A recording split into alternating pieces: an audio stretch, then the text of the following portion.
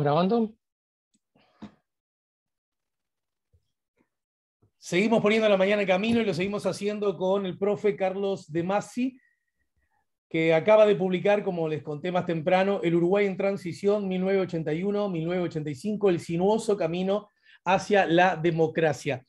En todo caso, ya vamos a hablar de estas, ya hablamos de una de las que vos señalás como una de las etapas, hay una segunda y una tercera etapa, ¿verdad? Que ya vamos a repasar en esta charla, con la intención de que estimule a que la gente se entere, recuerde, refresque, remire lo transitado, pero que en todo caso nunca deje de tener ganas e estímulos para leer el libro, ¿sí?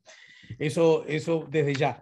Y en todo caso, la transición paralizada, esto que vos lo situás entre ese agosto del 83 y el junio de 1984, es la segunda parte de esta peripecia. De esta peripecia que vos adjetivás como sinuosa, ¿no? Ese es el adjetivo que elegís a la hora de hablar del camino hacia la democracia. ¿Es algo que ya lo tenías pensado o lo fuiste formulando en la medida que volviste a estudiar el tema?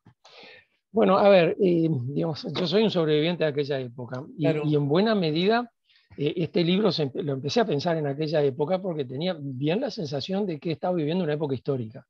No es por deformación profesional, pero me daba bien la sensación de que eso era importante.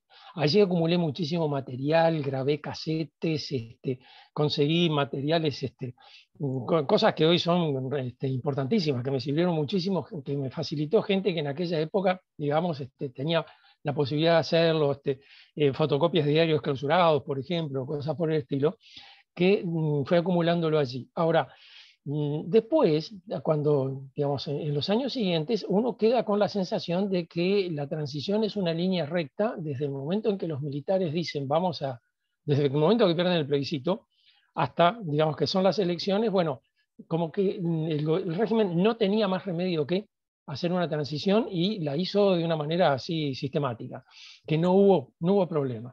Pero después cuando empecé a repasar, a mirar de nuevo todo este material, empecé a ver la cantidad de veces en las cuales la transición se cortó o aparecía la posibilidad de desviarse, de decir, por otros caminos. El camino que al final siguió es la resultante de una tensión de fuerzas impresionante de distintos niveles que terminó en el resultado que terminó, pero que eventualmente podría haber terminado con otros, de no haber habido algunos de los factores que, digamos, metían presión o hacían fuerza en aquella época. Por eso lo de sinuoso, según, digamos, cómo esté el equilibrio y la correlación de fuerzas en cada momento, es la situación en la cual se está viviendo el proceso. Hasta terminar, digamos, esto llega a su final con el Club Naval. Bueno, y a partir del Club Naval sí queda más o menos el panorama ya definido, y desde allí en más es cuando ocurre esa etapa en la cual, bueno, digamos, algunos imaginan que fue toda la transición así. En ese segundo tramo, la transición paralizada, aludís a un acontecimiento bueno, que yo he notado que sobre el cual, primero, no todo el mundo se refiere con el mismo entusiasmo, y por eso mismo quizá no todo el mundo lo coloca en un grado de incidencia igual, ¿no? Que tiene que ver con lo que vos llamás la política en la calle. La acción colectiva recupera la memoria, los movimientos sociales, novedades, permanencias, y eso que también la gente empezó a decir y también a hacer, ¿no es cierto? Claro. Esa es una etapa interesantísima, que en general, es como decís, se pasa de lado, o más bien se olvida, porque se sigue muy de cerca el recorrido de las dirigencias políticas y las negociaciones entre dirigencias políticas, que quedan como actuando en el vacío, pero la sociedad empieza a recuperar la voz, empieza a moverse, y esos movimientos sociales tienen enorme fuerza, hasta tal punto que en agosto del 83 es muy interesante ver de qué manera cualquier medida política que el gobierno tome para tratar de frenar a la sociedad tiene el efecto contrario y provoca justamente un efecto mucho mayor de lo que hubiera provocado si el gobierno no hubiera dicho nada. Me refiero concretamente a esto. Allí está, y creo que es uno de los episodios más importantes de la transición, el ayuno de Serpaj.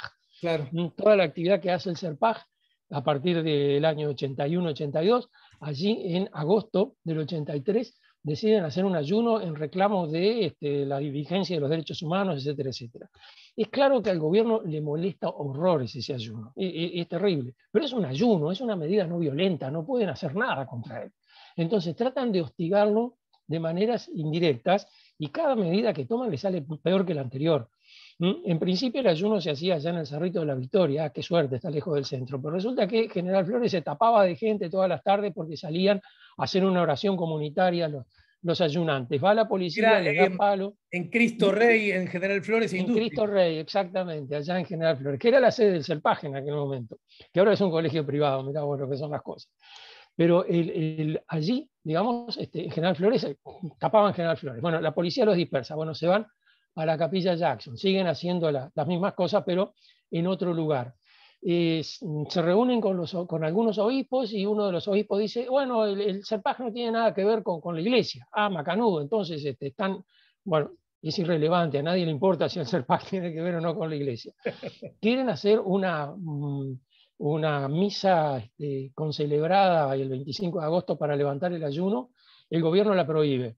Entonces, resultado, se decide que esa noche, en vez de hacer una misa concelebrada, se va a hacer un apagón. Y calladamente, sin que se haga público, pero se corre la consigna verbalmente, golpear cacerolas. Y entonces el gesto de intención del gobierno de frenar al CELPAJ termina desencadenando los caceroleos, que son emblemáticos en todo el tramo final de la dictadura y que arrancan precisamente allí, que desde allí fue tan exitoso que se empezó a hacer todos los meses. Había un caceroleo. Además, entonces, sí. Además de ese acontecimiento, bueno, naturalmente yo lo tengo muy, muy presente, empiezan el PIT-CNT, corrijo, el PIT, ¿verdad? El PIT. El plenario intersindical de trabajadores, la reactivación del movimiento sindical, la ASEP, ¿verdad? Esa asociación sí, la reactivación del movimiento de los estudiantes. Fíjate que la Semana del Estudiante se conmemoró justamente un mes después de estos episodios. Se terminaba el 25 de septiembre con el fenomenal acto, aquella concentración que hicieron en el Francini, con manifestaciones, etc.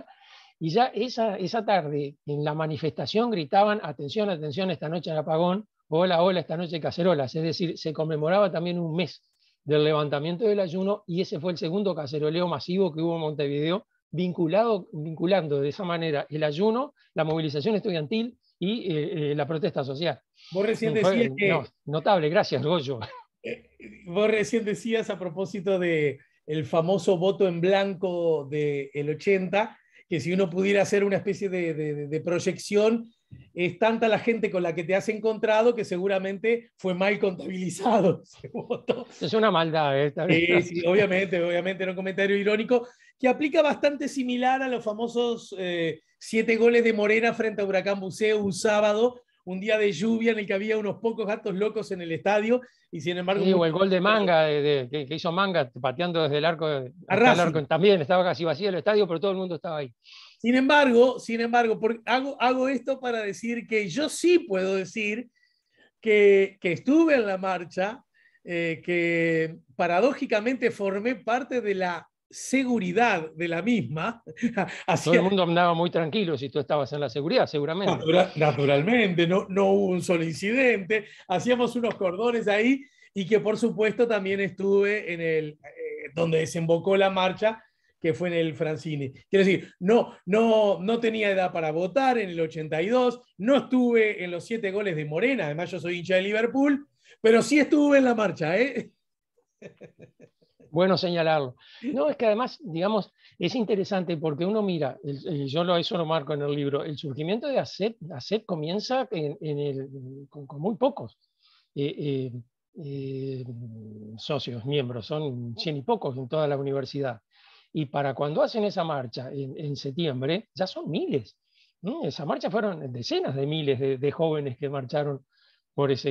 Es decir, allí hubo una convocatoria en la cual también los estudiantes identificaron a ASEP como un continuador legítimo del movimiento estudiantil, ¿no? Porque acordate que estaba la FEU clandestina y, Claro. y allí como una especie de fricción entre los partidarios de la FEU y los que digamos, generaban ASEP. ¿Y qué cosa pasaba? que creo que el gobierno además pretendió, la policía pretendió incidir también en eso, pero eso es otro detalle. Yo ahora no quiero hacerte decir cosas que vos no decís, pero me siento obligado porque las cosas dialogan entre sí y mucho más en la historia. Mira que se lo digo, porque a mí me llamó mucho la atención que en el marco de la última consulta popular hubiese voces de la política, sí, que ocupan alguna de esas voces el gobierno, pero convengamos que son de la política y que podríamos decir que no nacieron antes de ayer y que en el marco de la primera juntada de firmas y llevada a consulta popular algunos artículos de la ley, el protagonismo que tuvieron el PIT-CNT, la FEU, organizaciones sociales, algunos la veían como generando, yo no sé si como parte de una estrategia política, generando una especie de sorpresa, señalando que, bueno, esto era desconocedor del soberano cuando éste eligió gobierno, es decir, cosas muy, incluso desde la perspectiva de la calidad democrática y los instrumentos de democracia directa, consolidados a nivel internacional y jerarquizados a nivel internacional, pero en la propia historia del Uruguay y precisamente en la búsqueda de la salida institucional, el rol que jugaron las organizaciones sociales, en la que había personas que seguramente votaban cosas distintas, ¿verdad? Sí, pero era visible, vos los ves. Muy visible, muy visible. Entonces, a mí me resultó un tanto sorprendente, diría un poquito decepcionante, que se quisiera atribuir toda esa gestión de movimientos sociales, que no son otra cosa que la historia misma del Uruguay, y yo agregaría, amparados en estudios como los hechos por vos, Carlos, que de altísimo protagonismo a la hora de recuperar la institucionalidad democrática. Entonces, por lo menos hay que reconocer eso, ¿no? Yo veo eso un poco como chicanas políticas, ¿no? Porque digamos, discurso de ocasión. Es cierto también que en general en la recuperación que se hace de las historias, de los relatos de la transición, los movimientos sociales tienden a desaparecer. ASEP y el PIT aparecen un poco más que Serpaj, por ejemplo. El ayuno de Serpaj es casi olvidado en casi todos lados, a pesar de que uno ve que el impacto que tuvo en su momento. Y en buena medida en esta etapa, justamente en este tramo de la transición paralizada, lo que sacó a la transición de la parálisis fueron los movimientos sociales. Es decir, yo tengo la idea de que fue toda esa enorme movilización social la que hizo que los sectores, digamos, aperturistas, por llamarlo de alguna manera, dentro de la Junta de Generales, empezaran a tomar protagonismo, empezaran a buscar acercamientos con los políticos y decir, bueno, ¿cómo salimos de esta? Claro. Los políticos tampoco estaban muy conformes, no estaban muy contentos, no solo por el hecho de que perdían el control de la transición, sino porque, bueno, digamos, nadie sabía en qué desemboca una manifestación del PID, una manifestación de estudiantes.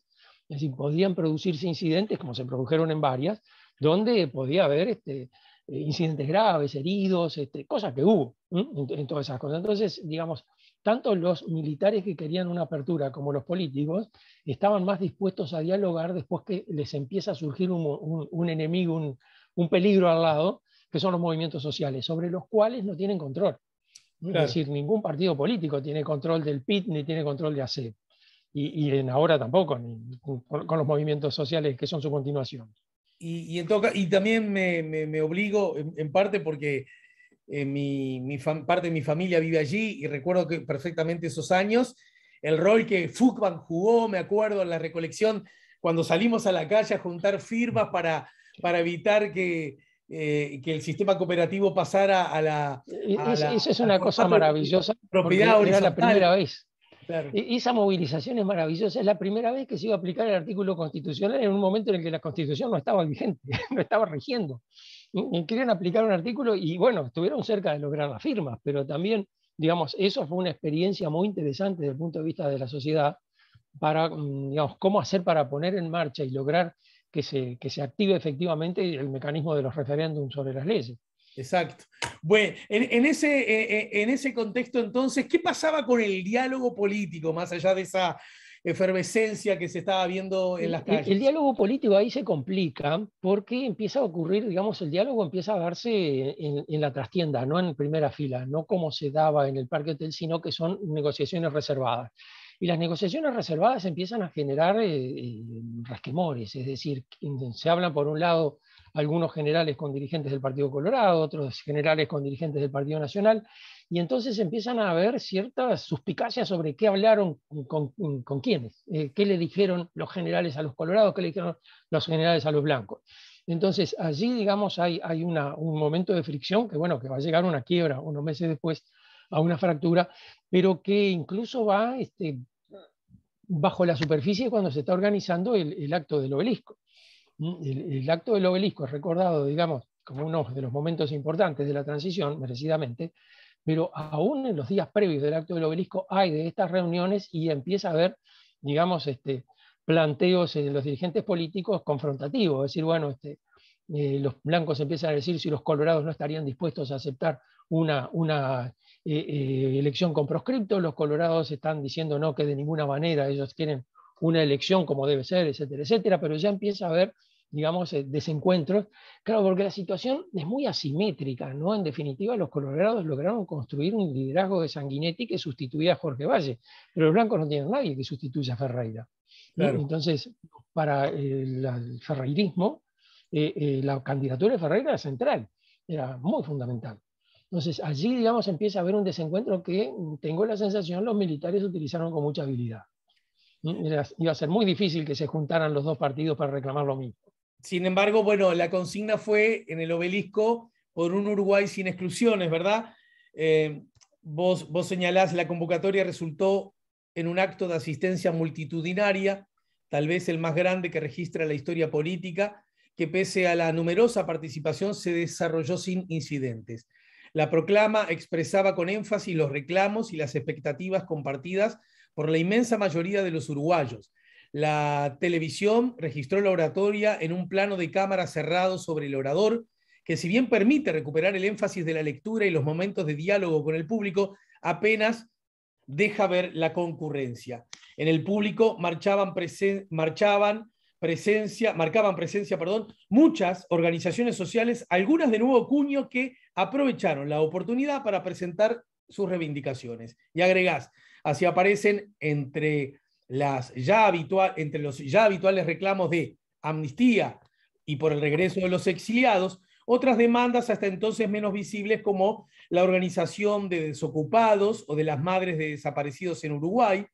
La prensa de oposición recogió con sincera y muy justificada satisfacción en fotos, crónicas y entrevistas los detalles de un episodio histórico que se incorporó a la épica del enfrentamiento de la sociedad con la dictadura. También allí estuve. ¿Te tocó hacer seguridad ahí también? No, ahí fui en el marco de... Pero no fue seguridad. Y tampoco hubo incidente. No, yo te voy a decir, yo estuve también ahí, no tengo nada que quejarme. Si hubiera estado en seguridad te hubiera felicitado porque había estado todo muy bien. En todo caso, bueno, me parece que por esa cuestión épica que adquirió ese río de libertad, ¿verdad? La fotografía de Pla, etcétera, etcétera, y todo lo que de allí se desprende, me parece que también pasamos, algo dijimos, pero quizás no tanto, que ya se había organizado en mayo un 1 de mayo muy interesante, ¿no? Sí, sí. Claro, un 1 de mayo que fue como rendir un examen y que además a partir de allí ya el PIT siguió teniendo vara alta, digamos, en los medios porque encontró su espacio, se legitimó. El PIT era una organización nueva con dirigentes nuevos, pero digamos recuperaba una tradición muy antigua. El movimiento sindical y la central, la CNT, que había estado activa hasta 1973, seguía, digamos, presente en el imaginario. El asunto es, ¿el PIT era como la CNT, podía convocar a todo el movimiento sindical, o era como esta otra central, la Confederación Sindical del Uruguay, que se autoproclamaba central sindical, pero en realidad prácticamente nunca hizo una actividad durante toda la dictadura? Entonces, ahí el acto del 1 de mayo, digamos, venía como decir, bueno, ¿qué es este PIT? Y bueno, fue multitudinario, fue enorme. Además, una vez más, digamos, la represión ayuda a los buenos, el señor va derecho por caminos torcidos, diría alguno. La prohibición de hacerla en Avenida del Libertador vino a beneficiar la concentración porque evitó la comparación. Probablemente fueran menos los que asistieron el 1 de mayo del 83 de los que habían asistido el último 1 de mayo del 72, que fue gigantesco antes del golpe de Estado. Pero nadie podía hacer la comparación porque en realidad no eran los mismos lugares.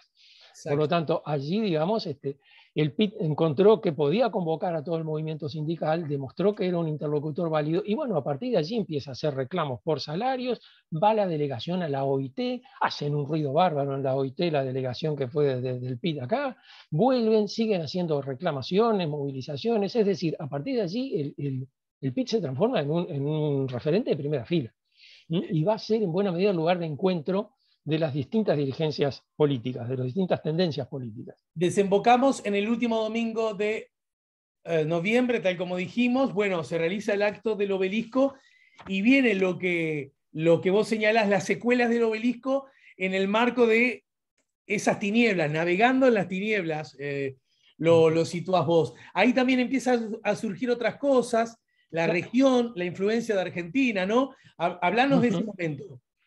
Claro, allí hay una situación. Primero, a los militares les cayó muy mal el acto del obelisco, cosa que en aquella época importaba bien poco, pero parecía, por lo menos que importaba bien poco, pero que va a tener su efecto.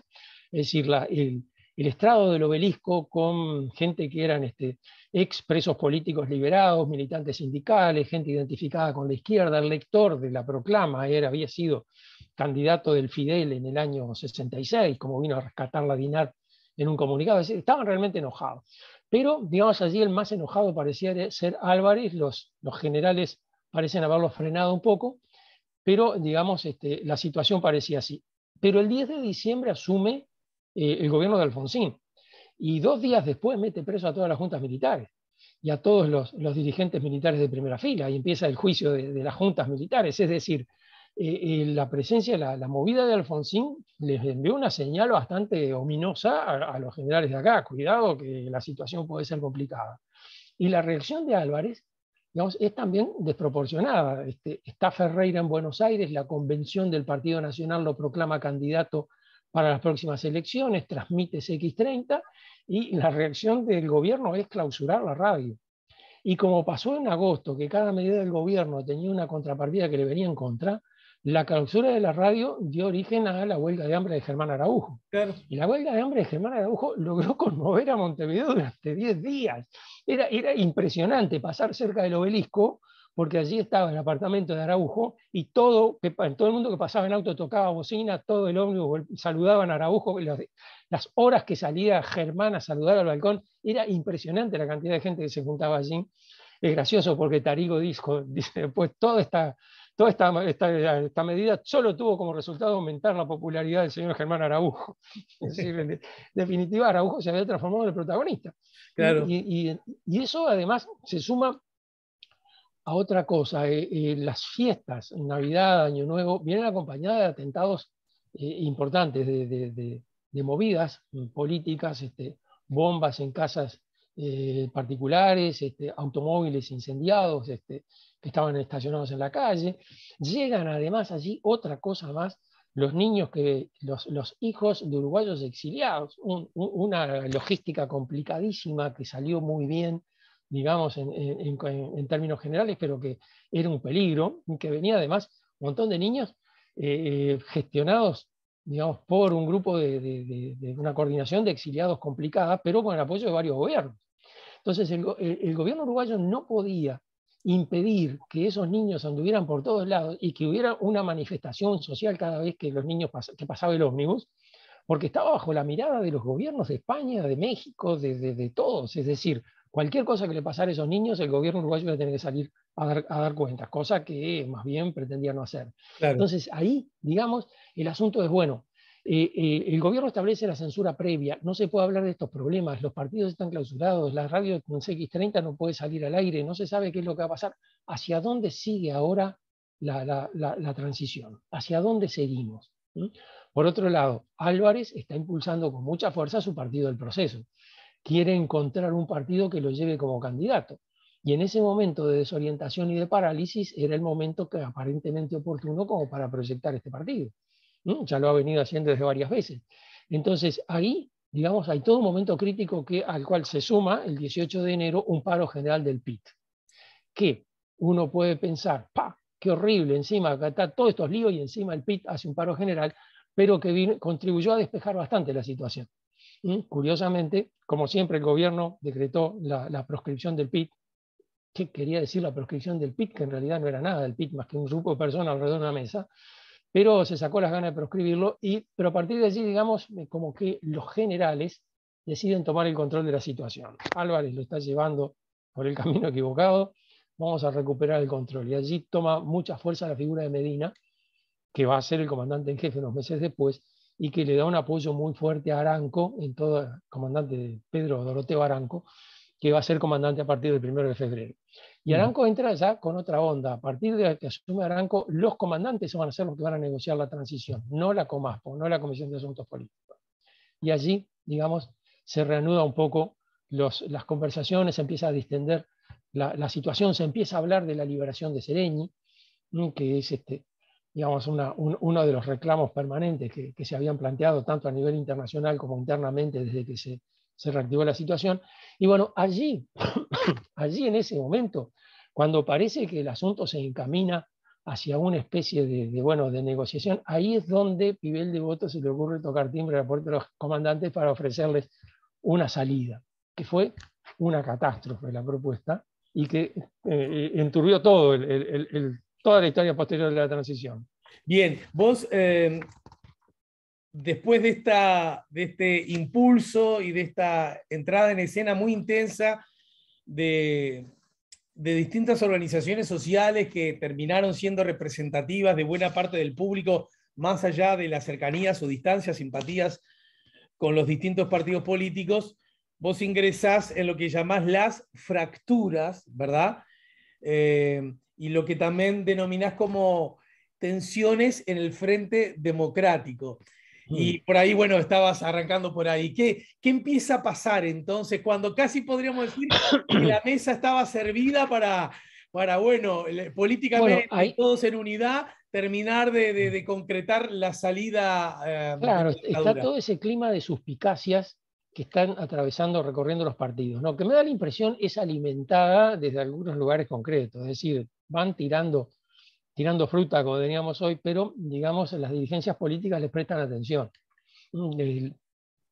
Los colorados sospechan porque los blancos han tenido muchísimas reuniones con los generales en febrero, pero los blancos niegan haber tenido ninguna reunión. Por otro lado, los blancos dicen que los colorados se reunieron con los generales en febrero y ya ahí arreglaron toda la transición y que están simplemente haciendo tiempo. Es decir, hay un clima muy, muy jorobado. Que, digamos, lo que viene a complicar todavía más la cosa es una reunión que mantuvo Pibel Devoto discretamente con el comandante en jefe del ejército, donde le ofreció algunas alternativas. Digamos, esto nunca se aclaró bien y estuve mirando el libro de Maistegui, que Maistegui también es una historia de esto, a ver qué decía Maistegui, que tenía información diferente de la mía, y él también dice, el tema nunca se aclaró del todo, pero Pibel Devoto le ofreció algo del tipo, bueno, hacer que haya elecciones, digamos, con la situación tal como está, con los partidos y las personas proscritas tal como está, pero solo parlamentarias. Y luego ese parlamento derogaría algunas de las medidas de la dictadura, empezaría, digamos, una transición efectivamente, y el parlamento elegiría al presidente, sin proscriptos. Lo cual es una propuesta que Pibel reconoció, que la había hecho y que era una entre varias, nunca mencionó cuáles fueron las otras. Sanguinetti dio la versión de que entre el momento en el que se producía el ascenso del Parlamento y el momento en el cual se elegía el presidente iban a pasar como 2 años, y que mientras tanto seguiría Álvarez de presidente, cosa que los blancos rechazaron absolutamente. Pero de cualquier manera la respuesta era confusa, más allá de si se prolongaba o no la vigencia del mandato de Álvarez.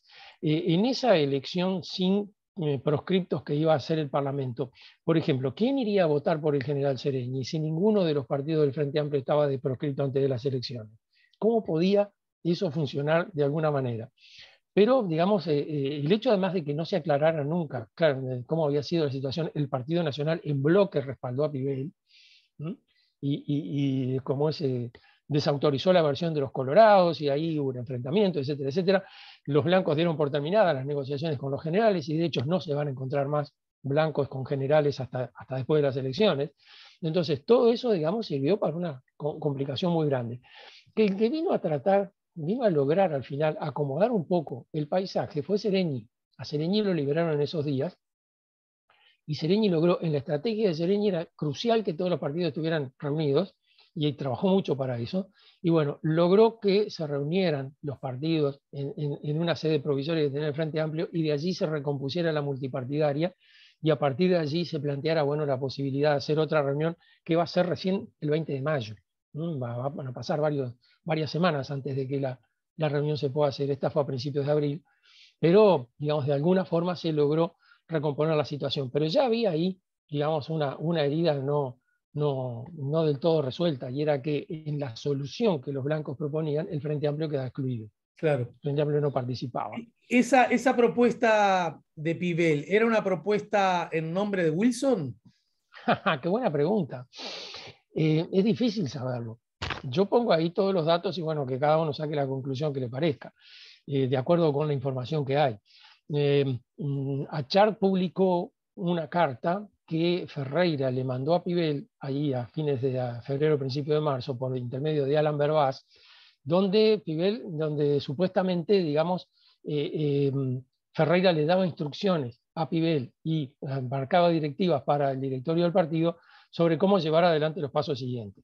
Y esa carta no es muy clara, pero en algún momento, y es la parte que yo cito ahí en el texto, Ferreira dice, bueno, tenemos que hacer lo que usted dice y lo tenemos que plantear en los términos que usted lo dice. Una figura como usted es la que tiene que hacer esta gestión. Es decir, está hablando de algo concreto al cual, digamos, Pibel le ha dicho a Ferreira en la carta que llevó a Alan Berbás y que viene la respuesta. ¿Qué es eso? No sé. Claro. También Maestegui dice, esto fue cosa de Pibel, Ferreira no tuvo nada que ver. Entonces, bueno, esos son los datos disponibles. Cada uno tomará su decisión. Yo tengo mi idea, pero digamos, es una idea que no la puse en el libro porque es la idea mía como la de cualquier lector. En todo caso, ¿cómo es que desembocamos a este último tramo, es decir, ya la última parte, y que tiene como un escenario muy importante del cual se sigue hablando permanentemente y es el Club Naval, ¿verdad? ¿Cómo llegamos ahí? Llegamos porque hay una sustitución de protagonistas, digamos, ahí. En primer lugar, el comandante en jefe cambia a principios de junio, deja de ser Aranco y pasa a ser Medina. Medina es de la corriente interna del ejército enemiga de Álvarez. Y Medina entra y lo dice claramente, mi mayor preocupación es cómo sacar al ejército con bien de esto. Es decir, a Medina la democracia le importa tres pitos, lo que le importa es sacar al ejército con bien de esto. No terminar como en Costa Rica sin ejército por la catástrofe que había sido la situación anterior. Ese es el primer cambio. El segundo cambio es que Ferreira vuelve a Montevideo, es detenido, inmediatamente es detenido, pero entonces quien va a negociar con los generales cuando comience una negociación ya no van a ser los blancos, porque los blancos ya decidieron que no negociarían mientras Ferreira estuviera preso. Y allí aparece algo que es una de las cosas que, digamos, ha generado más debate después de todo, y es la participación del Frente Amplio en la negociación.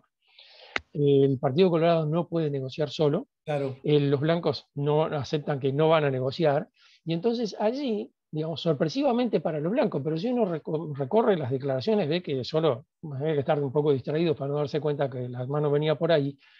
Seregni dice que el Frente Amplio está dispuesto a participar en la negociación, cosa que sorprendió mucho a los blancos y los enojó muchísimo. E hicieron, digamos, todas las movidas posibles para desacreditar la figura de Seregni, cosa que después Ferreira, lo pongo ahí en un documento que cita Maestegui, Ferreira reconoció que había sido un gravísimo error. Tirarse contra Seregni en el momento en el que Seregni hace pocos meses que ha salido de la cárcel, era difícil. En definitiva, lo que dice Ferreira, terminamos reforzando la adhesión a Seregni. Sí, claro, salió mal el juego. Pero entonces, Sereni participa en la negociación, el Frente Amplio participa en la negociación, pero con digamos, cobra un peaje importante. Es decir, el Frente Amplio participa en la negociación si el Frente Amplio es rehabilitado como coalición. Y sus dirigentes son rehabilitados. Es decir, el Frente Amplio no inicia la negociación mientras no sea rehabilitado, cosa que a los militares y a Sanguinetti le costó horrores, ¿no? Porque querían ¿A empezar la Sanguinetti negociación. también? Sí, Sanguinetti también. Fíjate que, digamos, Sanguinetti hace una reunión con los militares ahí inmediatamente después del paro general del 27 de junio, y tanto Correo de los Viernes como Opinar dicen, bueno, ya estamos en condiciones de iniciar la negociación. Y desde el Frente Amplio dicen, no, pará, todavía no. Ahí se reúne el grupo de los dirigentes, la multipartidaria esta reducida sin los blancos, y emiten una declaración diciendo que no habrá negociación hasta que no se haya creado el clima, etcétera, etcétera. Es decir, cuidado, si no hay Frente Amplio, no hay negociación. Después, los colorados proclaman la fórmula Sanguinetti-Tarigo el 15 de julio, un poco cómo poner también al Frente Amplio en la disyuntiva. Bueno, mirá que ya estamos creando clima de elecciones y vos te querés bajar, te va a costar. Si vos te retirás de la negociación va a ser un problema político importante. Pero Sereni se mantiene firme. Mientras no haya rehabilitación del Frente Amplio, no hay negociación. Hasta que al final se logra, digamos, que la Junta de Comandantes acepte eso, Medina lo acepta, se hace una situación formal, Sanguinetti comienza a plantear un resumen de lo que eran las propuestas de los militares, se entiende que eso comienza la negociación, se aprueba el acto institucional 19, se rehabilita el Frente Amplio, entonces allí comienza formalmente la negociación y se lleva la negociación al Clunaval, que se hace muy rápido, son en 3 días. En tres sesiones se resolvió el problema. No, no, no lo dijimos, pero también formaba parte de aquella negociación la Unión Cívica, ¿verdad? Claro, que tuvo un papel muy importante, aunque no, digamos, no lo ve, porque el doctor Chiarino era el que podía decir cosas muy fuertes sin pagar costos políticos. Según comentaba Sanguinetti después, que había intervenciones, opiniones, comentarios que Chiarino hacía como delegado de un partido irrelevante, que si lo hubiera hecho Sanguinetti le hubiera causado un problema. Pero podía plantear, incluso en un momento determinado se paraliza la negociación porque está el tema de cómo resolver el problema de la justicia militar, y los políticos se cierran, que no aceptan que pasen civiles a la justicia militar, y los militares que se reúnen por su lado a conversar, a ver cómo logran que eso salga, y el que va, digamos, como delegado de los políticos a conversar con los generales es Chiarino, a explicarles cuál es el problema, por qué razón los políticos no pueden aceptar de ninguna manera que pasen civiles a la justicia militar. Es decir, cumplió ese rol, digamos, como de lubricante de los engranajes para estas conversaciones tan complicadas. En ese contexto, cada vez que se habla de estos temas, vuelve a aparecer casi inexorablemente la idea que, a grosso modo lo defino, ¿no? La impunidad de los perpetradores de violación de derechos humanos quedó consagrada, quedó asegurada en esas negociaciones, ¿no es cierto? Sí. Recuerdo muchas charlas que ante este mismo micrófono, en este mismo programa he tenido con Sanguinetti y sobre el asunto, ¿verdad? Porque es un tema recurrente. Ahora quizás no tanto, porque el sistema político está muy metido en esta nueva lógica de la coalición gobernante, etc. Y recuerdo que Sanguinetti decía algo que, bueno, bien típico de su calidad de gran político, tiene sentido común. Él decía, el tema no solo no se trató, sino que el tema no estaba arriba de la mesa, porque lo que nosotros de ningún modo queríamos que apareciera era la posible amnistía a los tupamaros, que eso hubiese implicado, sí, un gran problema para seguir avanzando en las negociaciones. Por supuesto, A ver, claro, este punto está en la lógica de la transición misma, desde el primer minuto. Es decir, si vos no podías sacar a los militares militarmente por medio de una derrota, o que hicieran una metida de pata catastrófica, como el caso de la Argentina, si no es así, los militares difícilmente pudieran, digamos, negociar ese aspecto. está en el Parque Hotel, en la lógica del Parque Hotel también. Es decir, si en el Parque Hotel se hubiera logrado algún resultado, hubiera sido el mismo. No se habla del tema en el Parque Hotel, no se habla del tema de los detenidos, no se habla del tema de las violaciones de derechos humanos, para nada. ¿Por qué? Porque, bueno, digamos, en estas negociaciones, una dictadura militar es una carga pesada para cualquier sociedad. Y sacarse esa carga de encima cuesta. Algo te va a costar muertos, te va a costar disturbios, te va a costar incidentes, te va a costar problemas económicos, te va a costar la impunidad de algunos de estos represores, algún peaje vas a tener que pagar. Y entonces allí, digamos, está un poco el nudo de la cuestión. El punto, digamos, no es si en aquel momento la impunidad podía haberse eludido o no.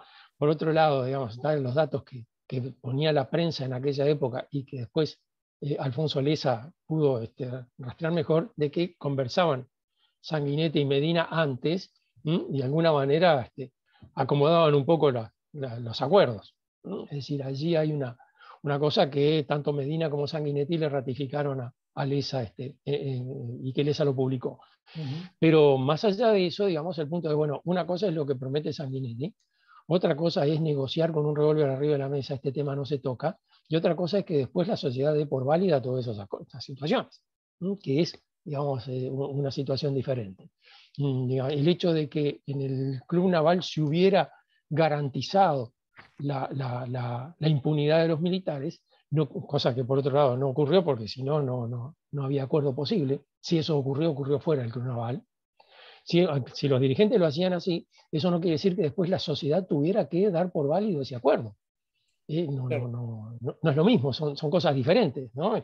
Los dirigentes hablan por sí, hablan por su partido, pero no por la sociedad global, que es la que en último término ha tenido la última palabra o ha tenido opinión en ese sentido. Ajá.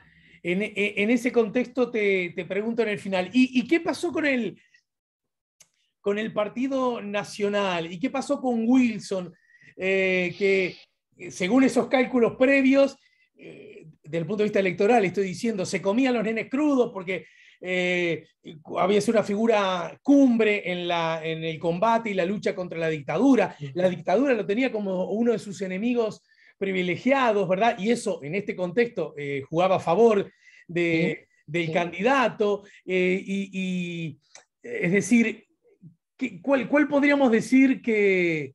¿Cómo podríamos resumir en dónde estuvo el error probablemente de esa perspectiva? Yo no sé dónde estuvo el error, vos sabés, es más difícil que eso. El punto viene por este lado. Yo no sé si hubo propiamente un error, sino que hubo una estrategia que dejó de funcionar en determinado momento. Es decir, lo que vos decís, Ferreira se comía los niños crudos, como electoralmente, era el principal enemigo de la dictadura. Eso le rindió electoralmente muy bien en 1982. Pero en 1984 el talante de la población había cambiado. Claro. Es decir, ya no era lo mismo. Y el mismo Ferreira lo dice, el mismo discurso que nos transformó en victoriosos en el 82 nos llevó a la derrota en el 84. Es decir, no hubo allí un ajuste a una situación que estaba cambiando. Permitime agregar que Sanguinetti lo ha dicho en mi programa, pero seguramente no solo en mi programa, me lo ha dicho a mí, pero no solo seguramente a mí, que cuando de pronto a él le reprochan, vos la tuviste fácil porque ganaste la elección con Wilson preso, más de una persona, seguramente el propio Sanguinetti, gente de su entorno decía, ojalá hubiera estado en libertad Wilson, porque hubiera sido todavía más fácil para nosotros. Yo creo que sí, en definitiva. En paz. Claro, la situación era tan compleja del Partido Nacional que en la prisión de Wilson mantuvo la unidad del partido hasta después de las elecciones. Si Ferreira hubiera estado libre, hubiera sido mucho más conflictivo. Allí, digamos, hicieron un juego de equipo de memoria, pero maravilloso. Ferreira preso y Juan Raúl Ferreira libre. Yo creo que si el Partido Nacional llegó a las elecciones y no se disolvió antes, fue por Juan Raúl Ferreira, que logró, digamos, recomponer el partido de que estaba, digamos, después del Club Naval, el Partido Nacional se quedó sin estrategia, no sabía qué hacer. La única opción posible era no presentarse a las elecciones, y eso hubiera sido una catástrofe. Ningún dirigente político blanco estaría en condiciones de aceptar esa situación. Por otro lado, Ferreira también allí, digamos, estaba muy enganchado con la idea de que el candidato debía ser él, tenía además mucho respaldo para eso, e hizo una jugada bastante complicada. Él se dejaba de ser candidato, pero Carlos Julio Pereira también, Claro. con el cuento de que se iban a presentar los dos en una elección. Pero entonces a Ferreira lo prohíbe la dictadura y a Carlos Julio lo proscribe Ferreira. ¿Cuál es el negocio? ¿Qué gana? Y eso sí, se lo planteaban mucho los rochanos en aquella época. ¿Qué gana el movimiento de Rocha con la alianza con Ferreira entonces? Claro. ¿Dónde está el punto? Entonces allí, digamos, la aparición del acuerdo del Club Naval puso en crisis toda esa estrategia y bueno, obligó a resolver las cosas un poco a la disparada. Lo que me parece muy interesante, es decir, leyendo tu libro y por lo tanto volviendo a repasar aquella peripecia, que en buena medida, podríamos decir que el gran objetivo, vos me ayudarás, me tenés que ayudar, Carlos. Carlos, Dale, largate que yo te apoyo, dale. el gran objetivo, casi permanente, explícito, y que se repitió durante todo este tiempo, el tiempo de la dictadura, era frenemos al marxismo internacional, pongámosle un freno a las ideas foráneas, ¿no? Los poderes foráneos, que curioso, en Uruguay dejó de utilizarse esa idea hasta que volvió a la escena, hasta que irrumpió en la escena política Guido Manini Ríos con Cabildo y generando la idea que lo foráneo nos hace daño, nos Sí, quita, sí. y nos Como quita. si hubiera ideas que son autóctonas. Bueno, sí, como si tuviéramos ideas propias del acá, ¿no? Y que los organismos internacionales, no sé. Bueno, en fin, eso me parece interesante también para analizar más temprano que tarde. Pero, y sin embargo, a pesar de esa prédica, a pesar de, bueno, un frente amplio recién nacido y que estuvo, por obvias razones, muy cerca de su defunción, es decir, del rompimiento de su estructura, porque era fácil presumir, ¿verdad?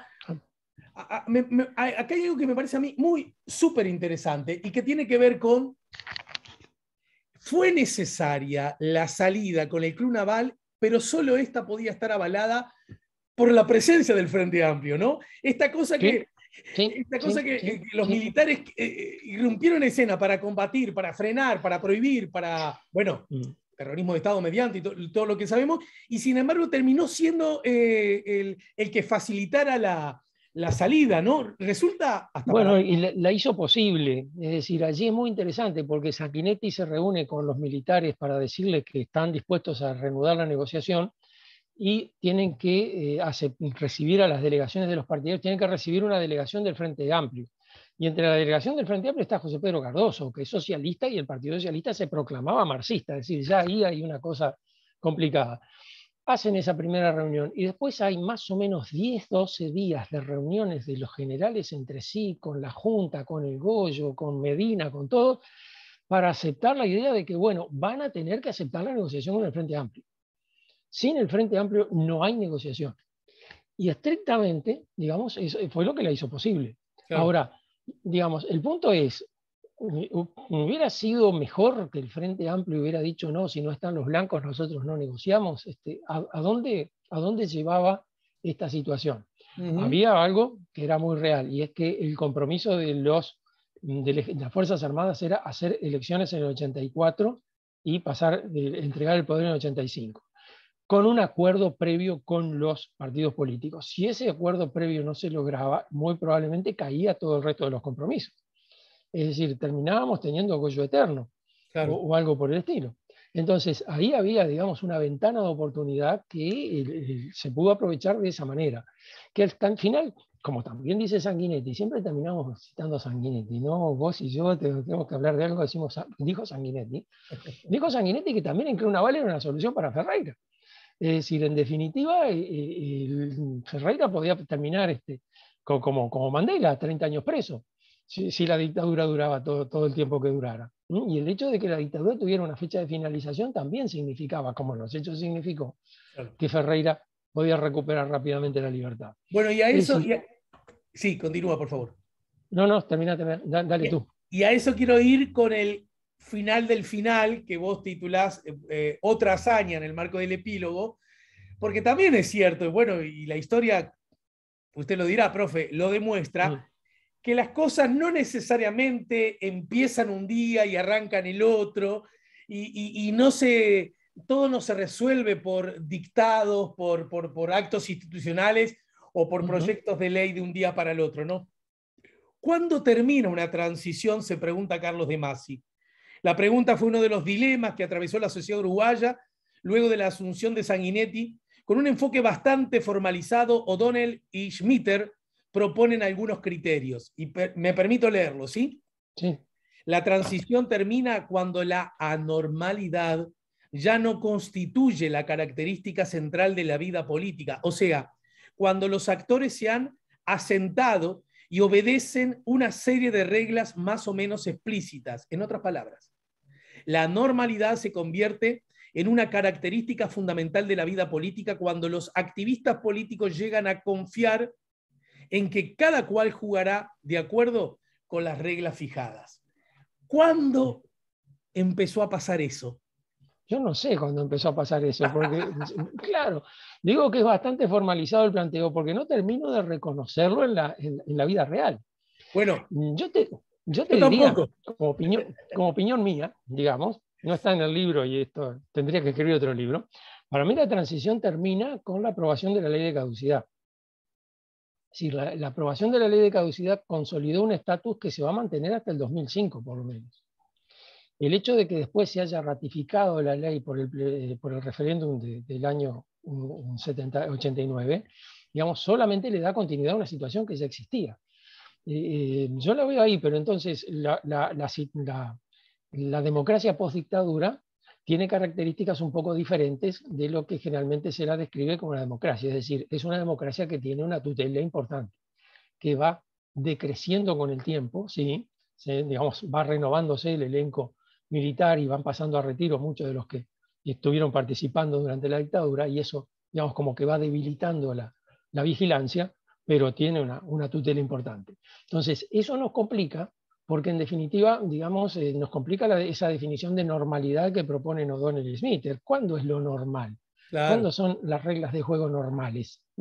La vida política tiene contingencias permanentes, la vida social también. ¿Cuáles de esas son normales y cuáles son anormales? Y todas son diferentes. Bueno, en fin.